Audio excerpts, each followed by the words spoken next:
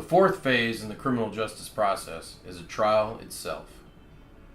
The trial itself commences with a conversation between the prosecution, defense counsel, and the court. The initial conversation is to inform the court of the facts and circumstances of the case. Also, to discuss any last-minute settlement offers. A lot of times the court can be instrumental in finding a way to resolve the case even at this late stage in the proceedings. After that, you would start what's called pretrial motion phase. We refer to that as 402 motions in California. This part of the trial is where prosecution and defense argue about what pieces of evidence should and should not come in during the course and scope of the trial.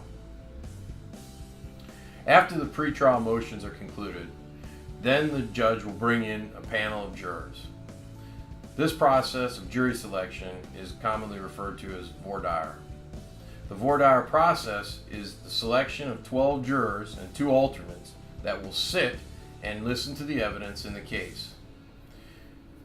Well, the jury selection process involves the court, the prosecution, and defense counsel all asking questions of the potential jurors to determine if they would be appropriate jurors to hear this particular matter. Looking for unbiased people that aren't going to have any particular predisposition one way or another. After the jurors are selected, the next phase is the opening statements by both counsel. Prosecution goes first, then the defense. They give a roadmap or an outline of the case that's going to be presented to the jury.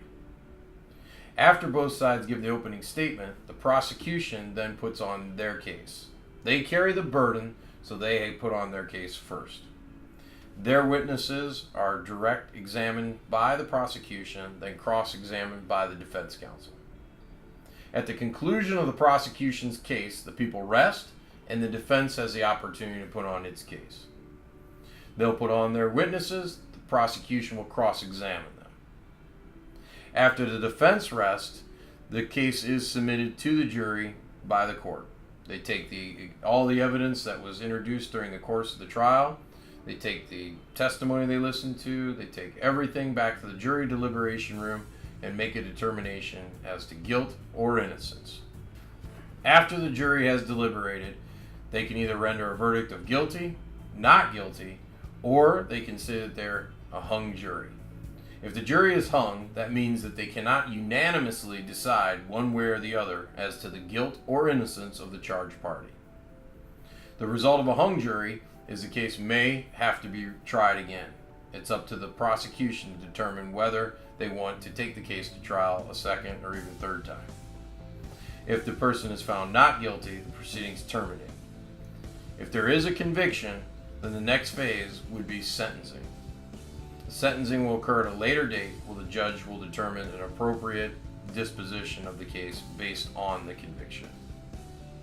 In the next video, we'll discuss what happens after the trial process. You can find us on the web at GlewKimLaw, GlewKimLaw.com. You can reach us by telephone, toll free 1-866-648-0004.